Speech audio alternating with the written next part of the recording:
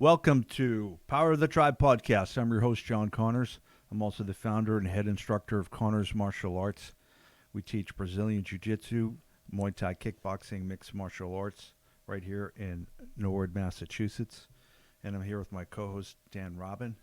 And Dan, I finally finished the book, The Fighter's Mind by Sam Sheridan. And I would say easily the book that we've talked the most about on the podcast. We have. I figured we'd wrap up the book today on this podcast. I mean, I don't know if you can see it, but I've pretty much dog-eared every third page. Cool. That's my thing. If you ever lend me a book, it's going to come back wrecked. Yeah, I don't plan on lending you a book, but I could. You know what I do now with books? I don't lend them. I just give them to people. And then I say... It makes more sense. I say, I think you might find this... This is the other thing. It's like movies. You can't build it up too much. I say, I think you might find value in this.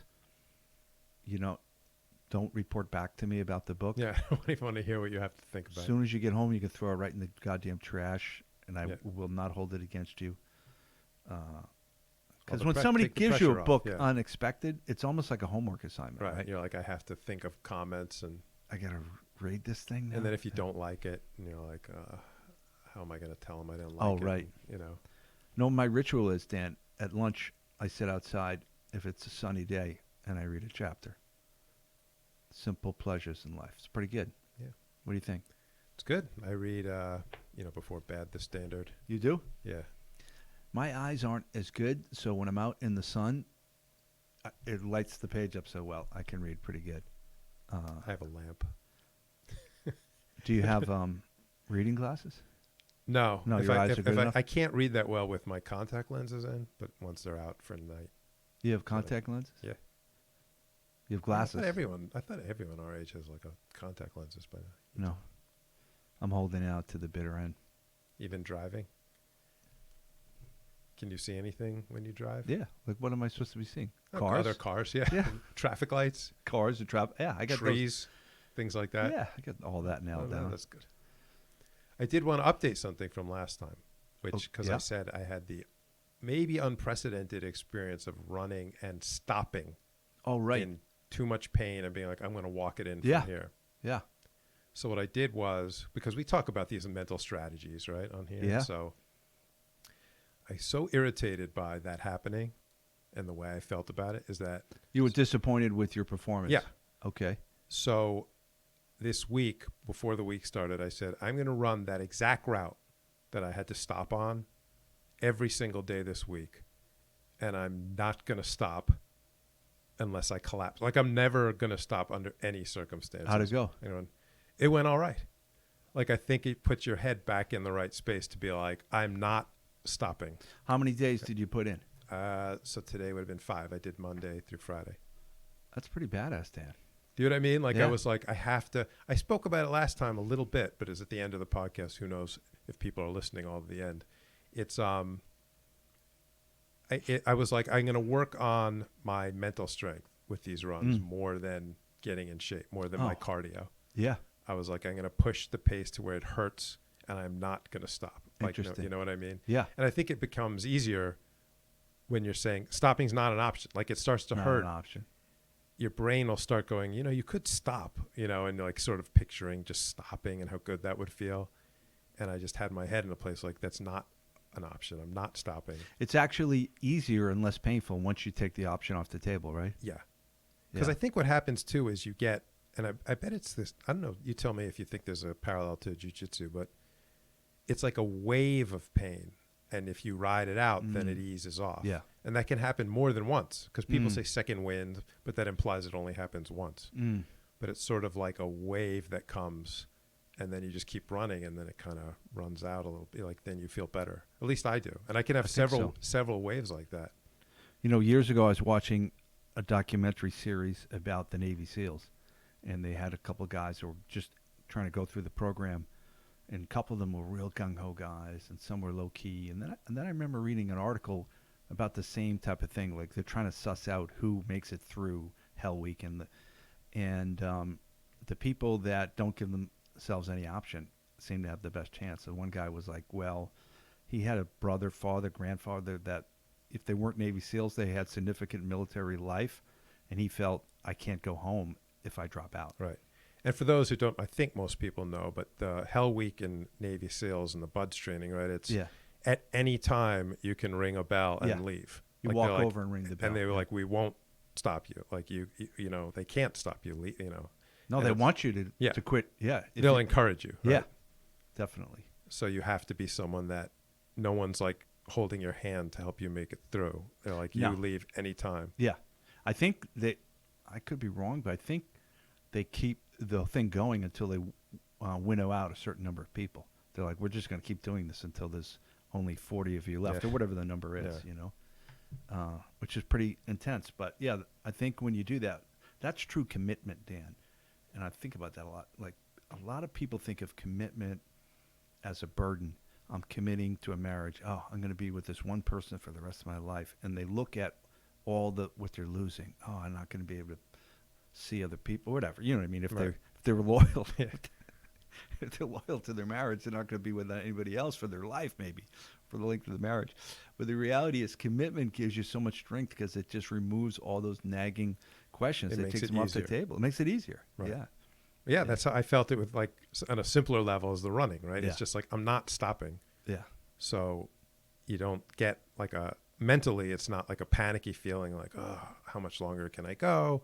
Oh, there's a hill coming up. It's just sort of like. Makes it easier. I'm not stopping, I think, not to belabor the point, I made the commitment to become a Masters World Champion. So I'm like, well, I'm just going to keep doing this, keep showing up and losing until I do it or I die.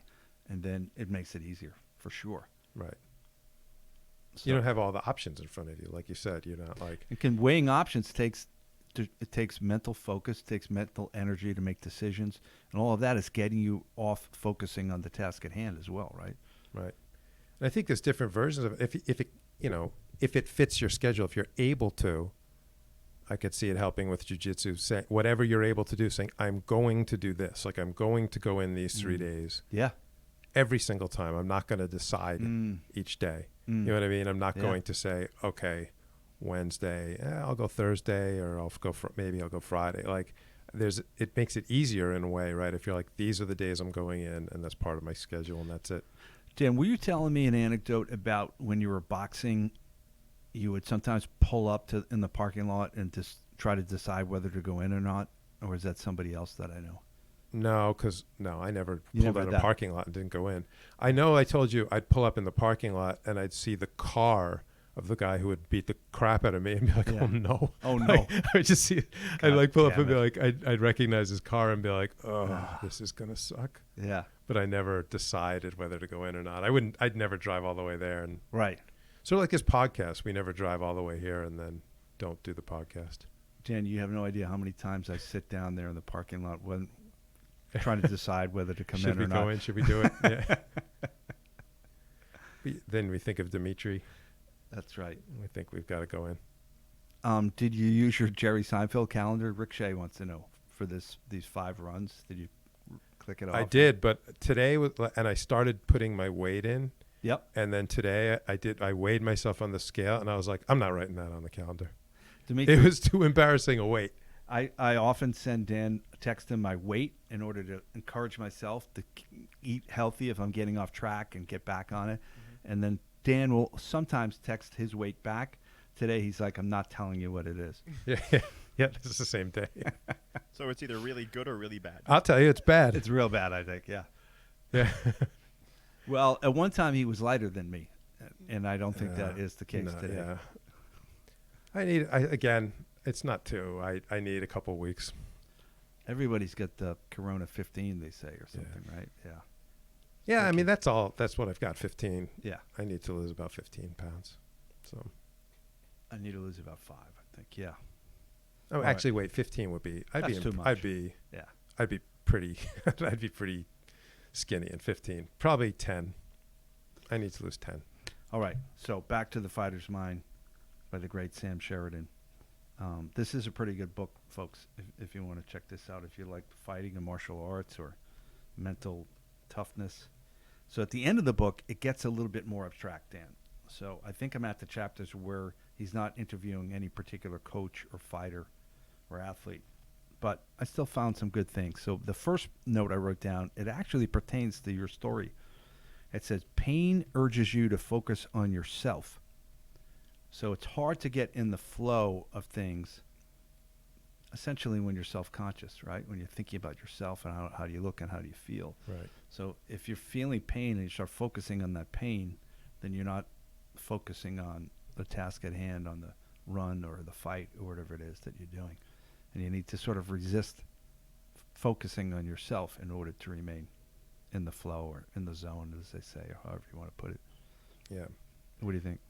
Well, for sure. I mean, running is another good example where I think everyone that's done it, you know that the best thing that you can do when you're running is like kind of zone out. Oh, and then right. you're like, you're just sort of not paying attention. Either you're listening to music or you're just kind of zoned out and you kind of forget. Like I can be in terrible pain, any of us, you can be in real discomfort running. Yeah. And then sort of zone out and then be like, oh, it's a mile later. And this last mile didn't hurt because I was just kind of These zoned athletes out. today, I wasn't focusing on my they can pain run or something. Yeah. absurd limits these days, It's right? insane. I ran the Boston Marathon twice back in college. Did I tell you that? Yes. Way back. It's a I little would take ways my back. raccoon coat off and my straw hat and go run. Yeah. Your bare feet. You're in jeans. Overalls. You did pretty well for overalls. And But I used to do something, Dan, now that you mention it, about zoning out. I don't know where I came up with this. I would picture myself running. So I had a picture of myself in my head running in like a red ball of light. And I would just think about that, and then I could do 26 worked? miles. Yeah, I don't know what the hell was going on there. I don't know where I came up with that. I don't think now it would help. You don't think it would help me now? You still couldn't go 26 miles, I think. I don't think it would be enough. But I could go 26 miles right now. You just got to go at the right pace. yeah, well, yeah, that's Yeah. true. Yeah, just go I always really say that. slow. People always say, they're like, how did you get tired in only 4 miles? I'm like, well, how fast was I going? Like, That's know, a what do you big mean? deal. Like, Yeah. act like that's not relevant. Like, It's pretty much the whole Yeah. thing. Yeah. so how did it work? Like picturing yourself in a red ball of light. Like you think it just took your mind away from Yeah. the immediacy? Yeah. It's zoned me Because out I'll give you, somehow. maybe this is weird and this isn't for everybody, but this stuff works for me. Yeah. Since I knew this week, I wasn't even going to say this because I don't know if it sounds strange, but like I knew that I was working on mental toughness. Okay.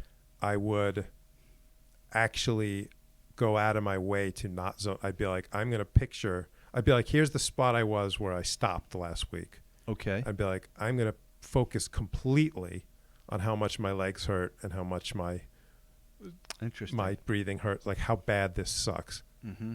I was like, because that's what I'm working on. Like, do you know what I mean? I was like, I don't want to run away from it. I don't want to zone it out and be like, oh, now I'm home. Great. So I was like, I'm going to actually not run from You're it. gonna lean into it. I'm going to lean into it. Yeah. That's pretty intense. That's pretty cool. And I did. And there's one more thing I just remembered. I said, my other rule was like, there's the spot I stop, when at the end of my run, I was like, I'm going to run fast into the end. Like the last, I don't know how far it is, 30 yards or 50 yards or whatever. I'm going to have a good You're clip. gonna accelerate into that. Accelerate into it, just to Nice.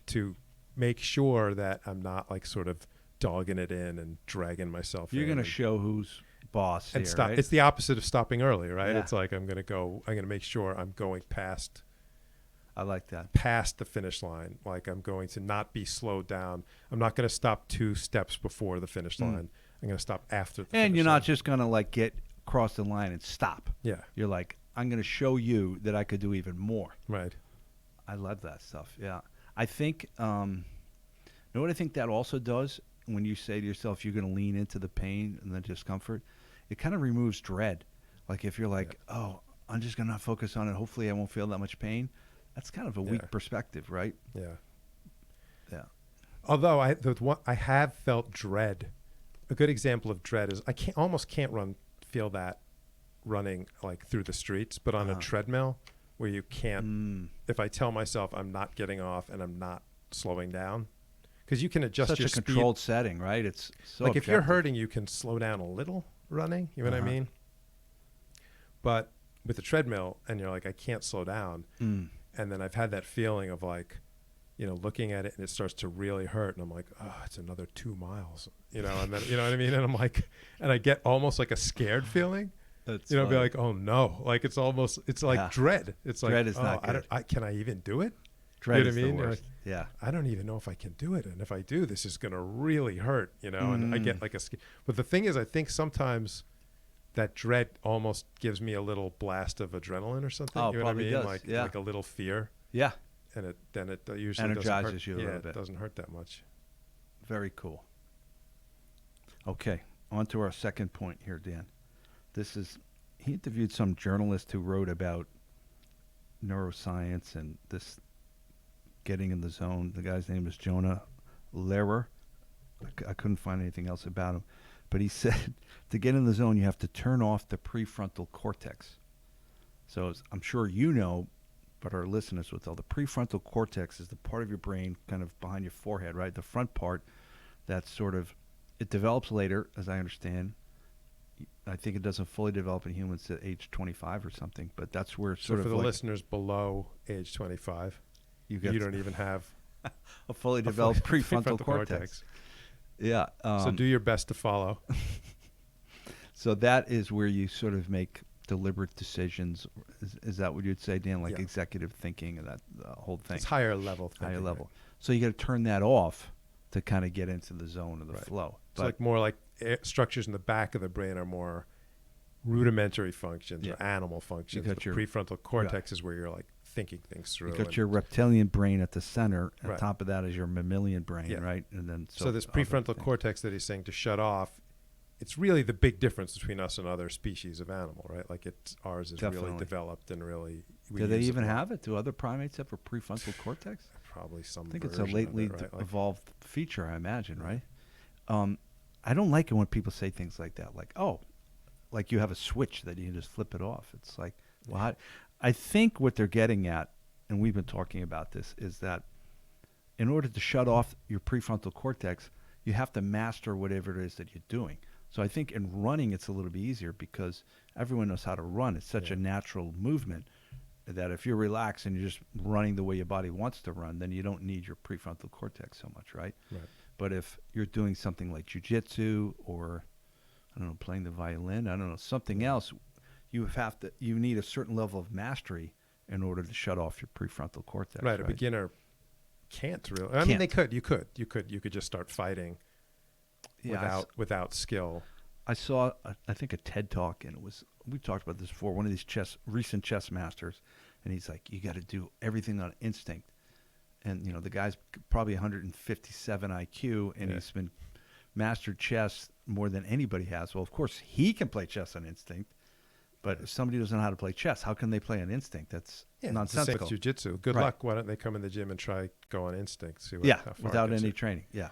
Although we've also mentioned here that you see people that come in and day one do wrestle on instinct, and then day 5 they do flip on their prefrontal cortex. They are trying to just figure out how to incorporate the few moves they've seen, and they get a little worse. They get a little easier to roll. They're not worse because they're starting to do jujitsu, They get slightly less effective at that slightly that easier remedial to roll. level. Yeah. Because they're probably tied up with the thought process, and they've got to get past that too. What I'm thinking the solution to all of this, Dan, is if I'm doing an activity that I haven't mastered yet, I can get in the zone in the training. You know what I mean? Yeah. Where I hate to say ego, but I sort of like let go of my ego and I just try to become good at practicing, at learning and training, and find the zone there so that I don't have to be a master, but I can still experience some of that flow state or zone in the learning of the thing that I'm trying to master. Right. I mean, think of some other sports, right? Basketball. It's during your practice you're going to really focus on like your form and like, am I getting turning the wrist? Am I doing the wrist properly? And but then the game, you better not be thinking about that, right? You just need to hit the shot. It's a different thing, but I guess you can get in that zone in practice, even as a beginner, if you're really focused in on trying to perfect the movement, Yeah. But then when you said, you're not perfecting the movement per se when you're competing, you want to shut go off. Or swing. How about hitting a pitch in baseball, right? like there's batting practice where you're like, there, it's like get my shoulder down, make sure my knees are in the right position, and yeah, that's a little bit different, right? I It's think- like I've also found that you can only use like one or two sort of bookmarks like that. I think of them as bookmarks or placeholders or like mantras, like shoulder down. You know what I mean? Like if you're golfing, head down, follow through. Like you can't have like 3 of them or 5 of them, right? Right. That's when you I start thought it was the screwing same yourself thing up. in that it's practice when I'm equating it with turning on the prefrontal cortex, like make sure the technique is in place during practice. So then in game time, you're not thinking about Yeah. it. You shut it down. Although I guess, yeah, you're right. It's only somewhat You know related what? because sometimes in the game, they're still thinking shoulder down or. I'm going to skip to point 8 here because this came up. Ted Williams. So they were saying they were trying to make this point in the book, which I doubt it. I find it dubious that they said, "Oh, Ted Williams said he could see." So Ted Williams is one of the greatest baseball hitters of all time, Boston Red Sox legend. He could see the way the seams were turning when You the could ball see the came in, seams, yeah. and they were trying to make the point that if perhaps you have the belief that you can see these things, maybe you can actually see them, even though it's otherwise would be physically impossible to see them. The only problem with that is I read his book, Ted Williams on hitting. I think it's called something like that. And he says he couldn't see them. Okay. So it's so That's good. confusing. I had heard that a lot of times, that Ted Williams had such. I heard it flat out as like superhero stuff, like he had such good You vision. know, like 25 vision or yeah, something. instead of such good 20. vision that he could see all the seams. As I remember the book, Dan, and I read the book because my son was in Little League and I wanted to be a better coach for him. He would just use pattern recognition and guessing. He'd be like, "Oh, this pitcher struck me out with a curveball last time on the 4th pitch. This donkey's going to try that now." And it's sort of like the way the guy winds up. He's predicting what the pitch is going to be, so he's getting to that pitch. Right. So it's really, he's not seeing the seams. It's just he's got very good pattern recognition. And they said the ball's coming so fast that you have to start your swing when they're in their windup, or you can never get Right. the bat around, right? So, so that's what I think about the whole Ted Williams thing and seeing the seams. But how did that come up? Were you talking about It was hitting a the baseball? overall thing was like, when is it useful to use like thought, like the right. prefrontal cortex and planning, and when do you shut it off?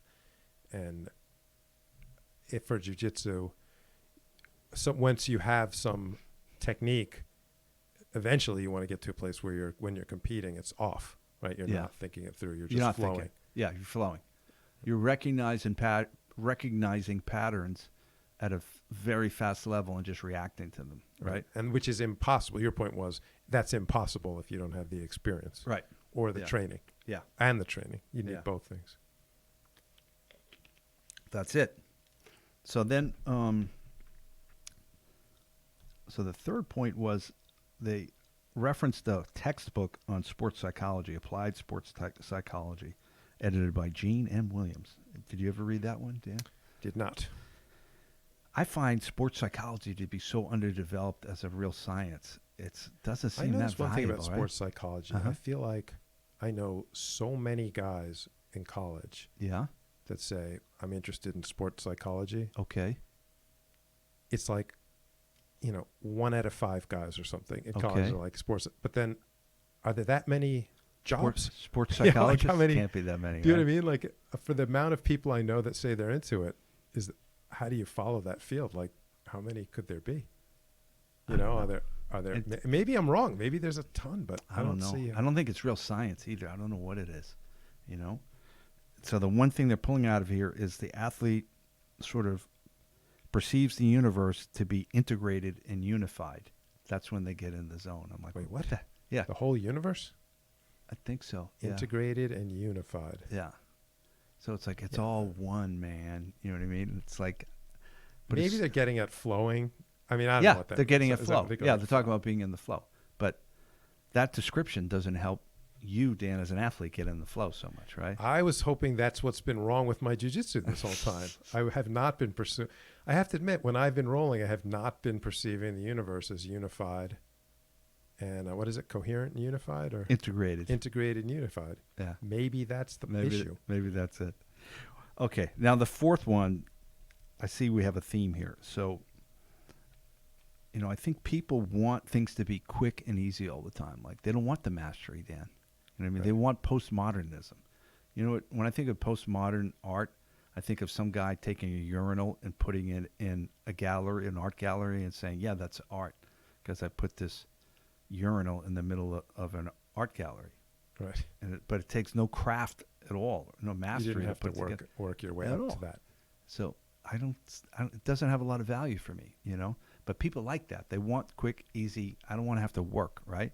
It's human nature. And so in the book, he referenced the Karate Kid basically paints a fence and waxes a car, and he's the valley champ in karate now. All Even of a that, sudden. if you think it fits in, he actually got him with a trick move too, right? Like, Yeah. and Yeah. He didn't outperform him really. He got him with a trick. What was crane what was kick. the other kid's name? The bad guy. He's out there working his ass off for years, perfecting his technique. Right. Dummy rolls into Danny? town. Was Danny's no, the Karate Kid. Yeah, he's a Karate Kid. Yeah. So who is the bad guy? I'm I just don't blanking. know. And then I guess in the Disney, I think it's the Kung Fu Panda. Yeah. So he's completely incompetent, and then he realizes the secret. Boom, and now he's unbeatable. And it's nonsense, And even in Rocky, like Rocky is, he drinks too much. He's living this terrible lifestyle, and they go, "Oh, you're going to fight the champ in 6 weeks," and then he just pulls it all together. He doesn't win, but he just in 6 weeks, that's all he had to do to work to like turn his whole career around and make his life. You see, none of this is mastering a craft. It isn't. And the other one But you isn't hear it- a lot by Bruce Lee, "Be like water." That's Yeah. his fame. I guess that came from Musashi in the Book of Five Rings, like be like water. But you got to spend your lifetime mastering something, and then be like water, Yeah. and then it's effective. If you're just like water without any mastery or skill, And this is related to all the self-defense things you see out there that are like, learn this one move. It's like throat punch or something, Yeah. and you'll be, beat any assailant.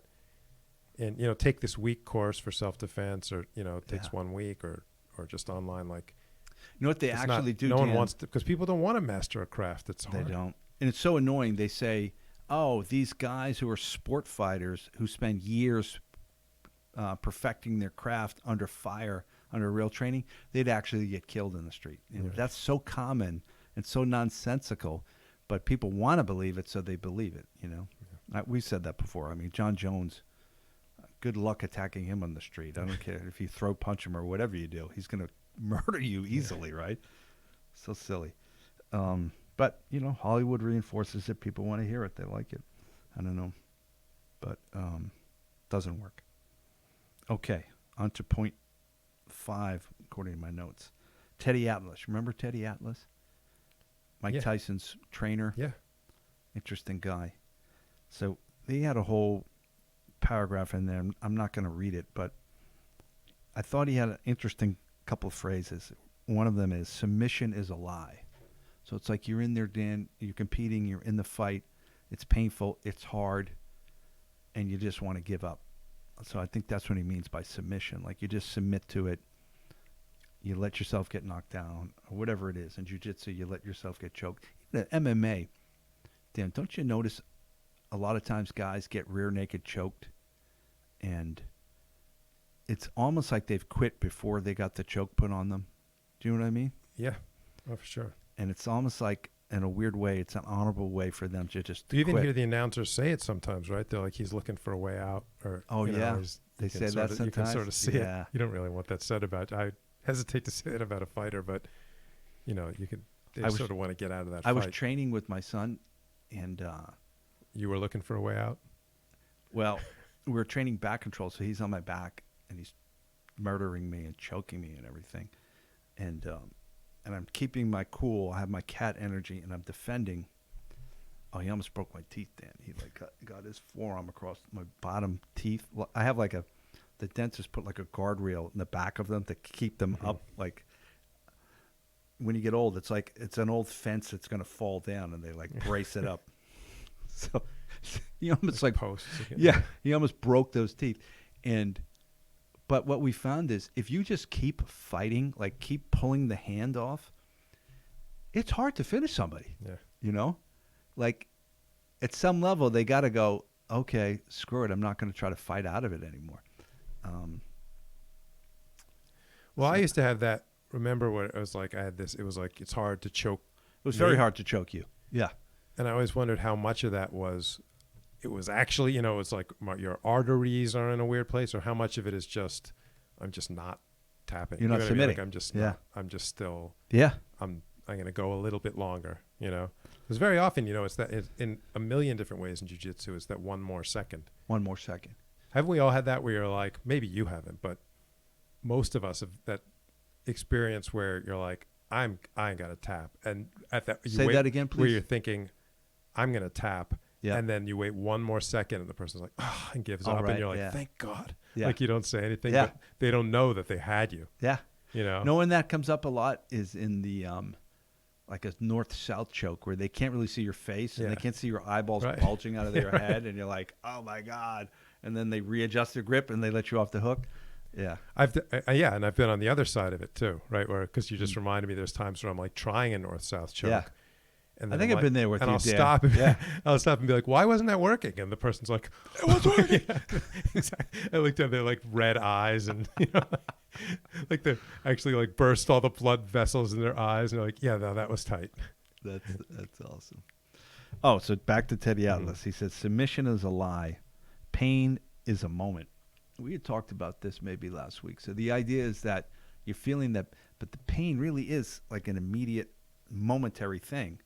And then when it's over, you're like, God damn it, why did I quit? I could have held out longer, you know? Right. I find that fascinating, yeah. And it definitely applies to jiu-jitsu, obviously, but it applies to everything. It applies to running, and applies to probably a lot of things in life, like Right. just hang in a little longer. Yeah. Give yourself one more shot. Do one more thing. Yeah. Okay, now next one is, I mentioned this guy, Musashi. So really quickly, Yeah. I think you might have said that before, but that's really good in jiu-jitsu, right? Especially if you're going to tap. That's the end of even if it's practice, that's the end of it, right? So what I think you might have said this before, but you just said it offhand just now, but like do one more thing. Yeah. Isn't that good? Like if you're going to tap, try one more thing. Like, Yeah, you know, like pretty much. even if you're like, it's probably not going to work, I'm pretty stuck here, which presumably you will be if you're going to tap. You're it's like, let me just try. Sometimes when you can't, like if they have an inside heel hook on you, Yeah, like yeah. the breaking power is so immediate and powerful that it's like Yeah. you're going to get hurt. It if you doesn't don't. apply there. Yeah. But chokes usually, Yeah. Chokes you can usually whether do it's one more thing. triangles or Yeah. any sort of choke, it's like maybe try one more. Yeah. Why The not just- consequence is less. You might go to sleep, which isn't, it's not that, it's not Yeah. going to really And you injure probably you, won't probably. even. You're probably not, just, yeah. one more attempt. Yeah. Okay. So Musashi, Book of Five Rings. You know the guy Musashi? Yeah, and I've read the Book of Five Rings. Yeah. So I'll loan it to you if he you was I have oh, it. you have it. Yeah. Okay. I used to read it to my Leonberger Yeah. and my Tibet Mastiff. Yeah. Just kidding. So he was undefeated in 60 duels, I think, right? He had like 60 Yeah. fights to the death and won all of them. Were they actually fights to the death? That's my understanding. That's another thought, though. Once someone's at like 40 fights to the death in a row, aren't you like, I don't want to fight him? Right. Who wants to fight someone that you're like, he killed 40 guys in a row? I'm out. Right. Yeah. But they must have been, people kept stepping up. That's the stories. Or maybe yeah. they had to. I don't know how it worked back I then. don't know. But he talks about, and we talked about this I brought this up, I think, last week. Your gaze should be unfixed. And we talked about having that kind of horizon-like gaze that keeps you sort of in a little bit of relaxation response so you can probably stay in the zone. I imagine that's particularly tricky when someone's swinging a sword at you. With the It's hard to- razor-sharp Yeah. sword, Dan. It's probably hard to not fix on that sword coming at your throat. You make one mistake, Yeah. and you're not here anymore. Lights out. Yeah, it just clips off a hand or something too, right? Pretty crazy. Yeah. So if you're able, like, think of the advantage in that situation of being able to be calm and have, the right sort of mentality and the right sort of breathing and the right focus. That must be an incredibly hard situation to keep all those things in place. A fight to the death. I can't imagine. And not only a fight to like immediate death. Like it's not like the struggle's going to go on for a while. It's like right? You're gonna just get stabbed or cut or something, and it's gonna go pretty quick. It's almost the only thing worse might be like a gunslinger. Remember in the Old West they used to I do think that there were stuff? very few actual gunslingers compared to movies, but I'd heard the same thing. It's sort of not. He was so lightning fast, like a movie. It's like, who's the sociopath that's just like totally calm? When they're like, we're going to start shooting at each other and someone's like, I'm fine. It's like a tremendous advantage, right? Yeah. That was kind of a theme in the movie Unforgiven, the Clint Eastwood movie. Okay. Like it wasn't like, did you ever see it? Yes, Yeah, but could but you it elaborate? wasn't, it wasn't that he was so fast. Oh, right. It was just like, it'd be like, how did he just come out of this shootout with 8 guys? And it's because he's walking around going, bang, bang, Just like calm. this, like Yeah. calm. And they're like, crap, like they're shooting and like just missing and like fumbling and dropping, forgetting He's to calm take and the he has a safety little off. bit of luck. Yeah, a little luck and a little calm. Is that the one with Gene Hackman as the Yes. sheriff? Yeah. That's Yeah. a pretty cool movie. Yeah, it's a huh? great movie, yeah. Yeah. What It's what sort is he? of- Little Bill or something? The sheriff? Yeah. Yeah. It's sort of, I guess the idea of the movie, and it was really done well, is to sort of take the Western tropes, right? Like Demystify them. Be like, here's really what's happening. He's just drunk and And is that the one with the little reporter who's like yeah. obsequious and chasing them Yeah, all around? and that was the idea. The reporter wanted to write a story about the gunslinger of the West, Oh, and he right. was like seeing it's like, well, I was mostly drunk all the time, and so mostly, so a so-called journalist was ginning stuff up to get more clicks. Is that what you're saying? It's hard to believe. Yeah, very cool, Dan. Okay, we're getting through all these notes. It's amazing. We work pretty quickly. So apparently they have another theory that the ego, and I hate just to throw that word around without any definition of it, interferes with neurocircuitry. I don't know what the hell that even means or why they're saying that, but I guess I it's think just we it's all talk about that all the self-consciousness time, right? takes you out of the zone and out of the flow. You're Yeah, not gonna, we talk about self-consciousness Yeah. quite a bit, right? yeah. And even last week, you were talking about, I think it was last week, you were talking about being in the woods Oh, by right. yourself and the advantage, like there's no ego there. You're free for Not that I've ever done it, Dan, but yeah, like you can't embarrass yourself because there's nobody to witness anything you do. So you can't lose status. Status requires more than one person, I right? said you could literally like throw up and fall down in the vomit, Right. and just like there's no one laughing at you. There's Right. no one. You could split your pants out Yes, there right, and yeah. nobody's going to laugh at you. It doesn't even So matter. so it's calming in that way. It 'Cause is, you don't right? realize how much of anxiety involves people's judgment of you, right? It's what percent? Almost all of it, right? Yeah, I mean, not Yeah. all of it, but almost all of it. almost all of it. Yeah, in our society today, the world that we live in, yeah. Yeah. Losing social status probably causes more anxiety than anything, right? That's what I think of the ego. I think of the selfish gene and this sort of compulsion to gain social status or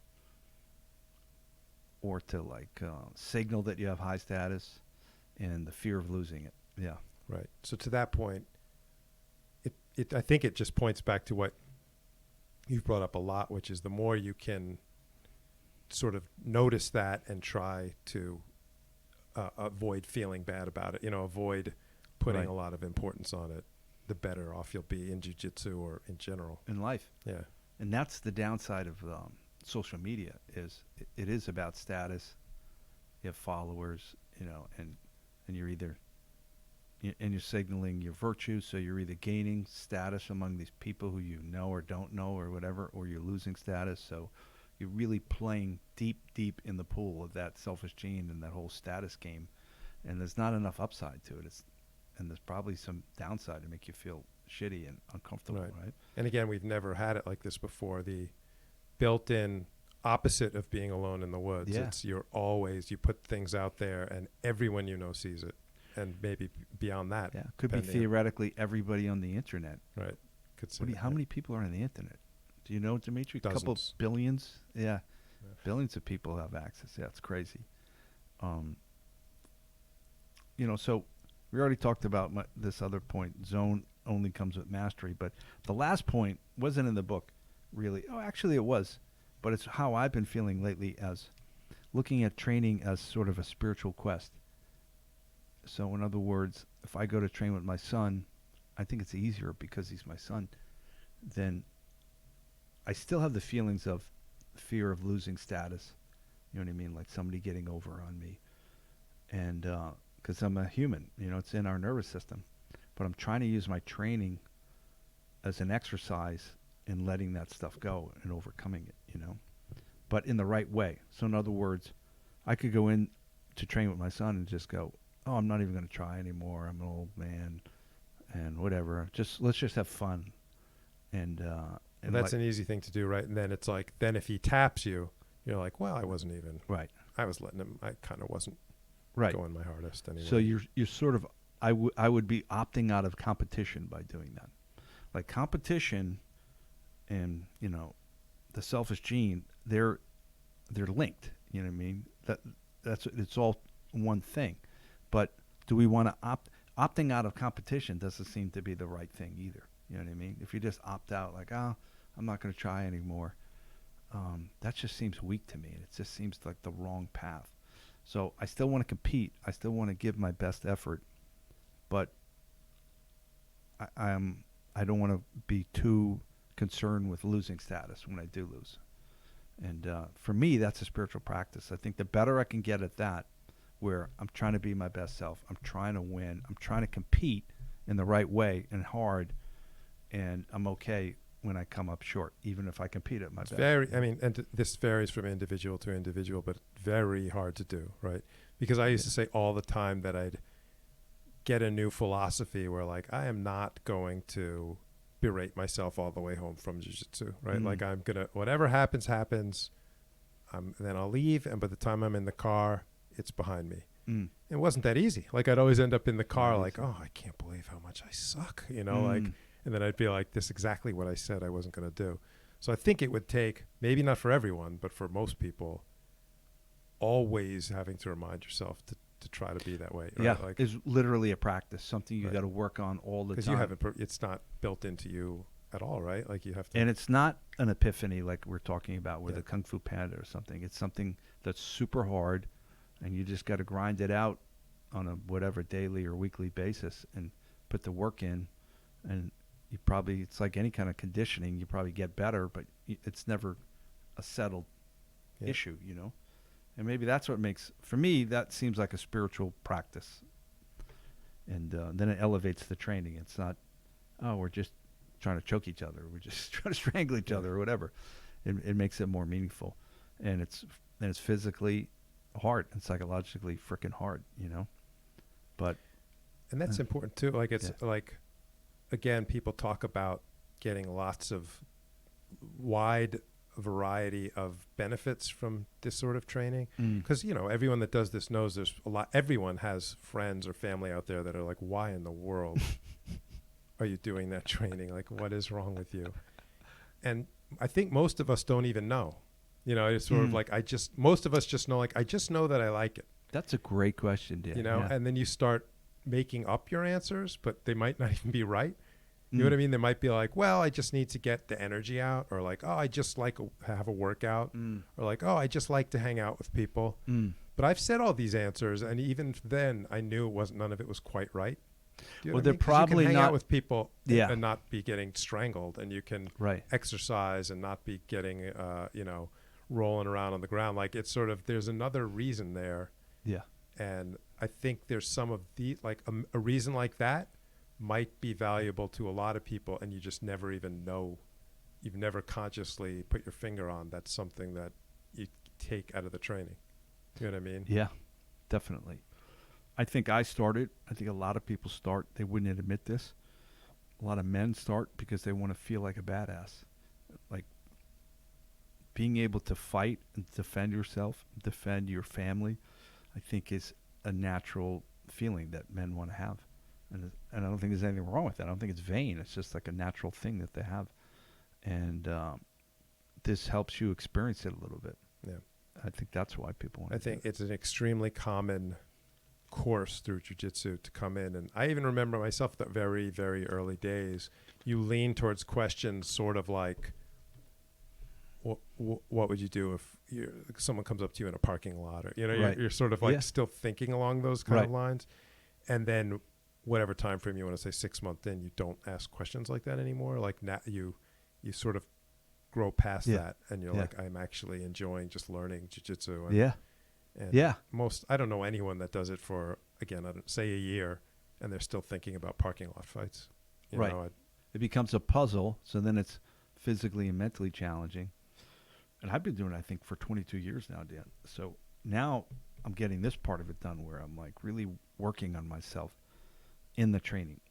And it's good and it's rewarding. And all those other things, it keeps you in shape, it makes you Yeah. feel younger, it de-stresses you. Yeah.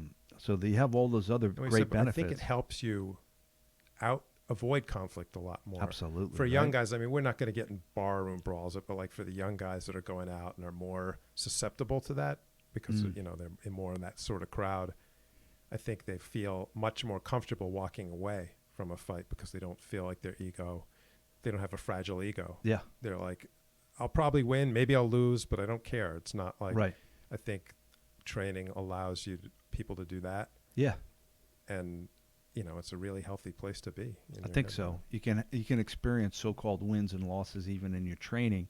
So you're like, I got my share of wins and losses already. Whatever is happening in this barroom situation isn't going to make or break my so-called fighting career, Right. right? I've been trying to focus, Dan, on this idea of that serenity that the cat finds when he confronts the mouse, and they have that tension. And so that's the word I'm using, is serenity. And when I'm driving, I'm trying to like tap into that serenity if I feel myself getting worked up about somebody or something, and about how bad. You must do this. When somebody's driving really awfully and I get a chance, I always want to look at them, like pull up and go, who is this person? Yeah. And I don't think it serves me at all. And it's just not a great train of thought or anything, right? Yeah.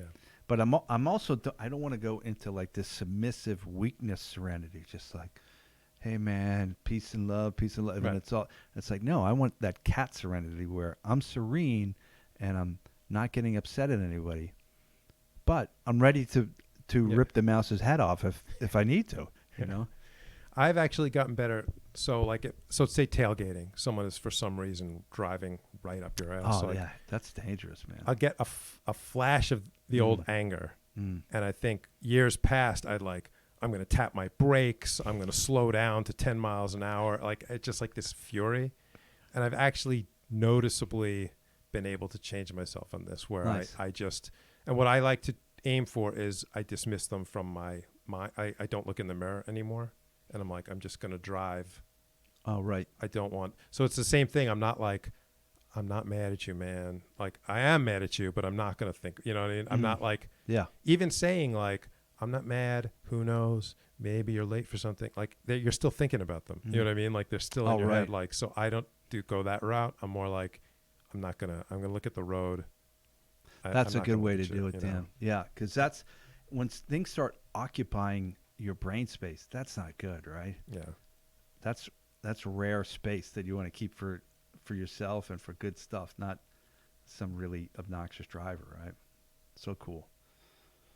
All right, Dan, I think I'm through my notes. I think we should wrap it up. I think this ended on a great note about, using our jiu-jitsu as a sort of, spiritual practice, I would say. Some people might not like those words. It's not religious. It's just something beyond the physical. You could combine it as a physical, psychological practice. But yeah, I think it's great. And We're at a time right now where I know there's a lot of people really missing jiu-jitsu. yeah, You know, so and I miss them. maybe soon. So maybe soon. I'm looking forward to it as soon as we can. I'm eager to get going. We're ready. And we're going to have some good stuff for them when everyone comes back. So thanks everybody for listening. Please subscribe to my YouTube channel if you haven't done that yet. And tell your friends about this podcast. And we'll look forward to seeing you next week. Thanks.